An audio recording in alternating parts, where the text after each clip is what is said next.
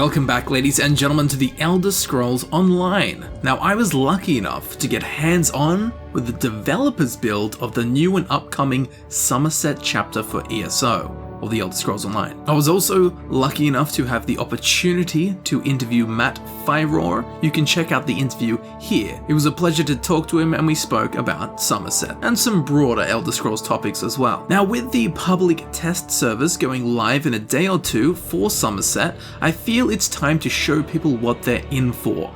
Now, I only got about 2.5 hours to play and record, so I had two options. Go into Summerset and quest for 2 hours, barely scratching the surface of any plot or storyline, or I could explore the Summerset Isle as much as I possibly could, and that's what I went with. So story, plot, quests, characters, I have no idea what to expect, although the tutorial is pretty nuts, and you come out into some mine trap or something like that.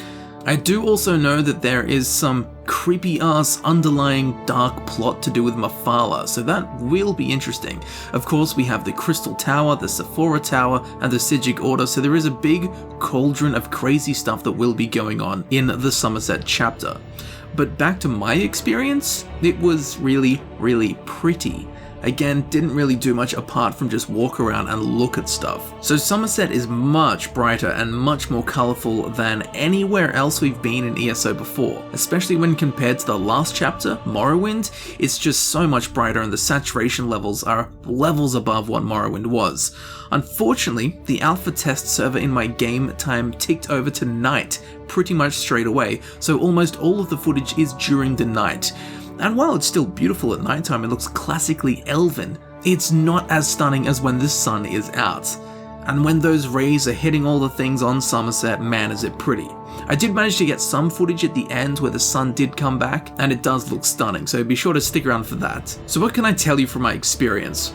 Well, it's rather beautiful and a much more high fantasy feel than most other areas in the Elder Scrolls Online, with vibrant forests, gnarled and melted megalithic coral structures on the coast, and cities with spiring towers. Now, some people seemed distressed that Alinor, the Crystal City, isn't made of crystal, and that the Crystal Tower isn't made of crystal. Well, I looked into this a bit more, and there is one report in one book of Alinor being made out of crystal.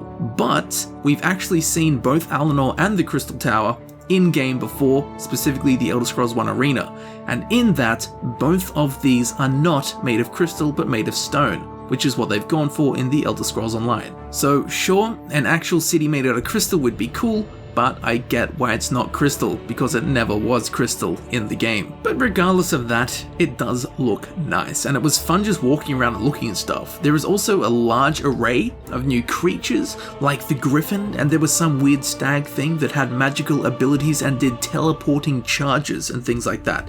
There was also a lot of new, more monstrous creatures, and I have no idea what they are called. But it will be interesting to see how all of this unfolds in the coming weeks on the public test server, and if you can't get into that, be sure to subscribe to this channel where you can check out content of me covering Summerset more in depth. Again, because I basically only walked around and looked at stuff, I really don't have much else to say other than it looks really pretty. So I'll leave you with the remaining footage and hope you enjoy it and get excited for the upcoming Summerset chapter for the Elder Scrolls Online. I've been Camel, and I'll see you shortly in the next video. Enjoy Summerset.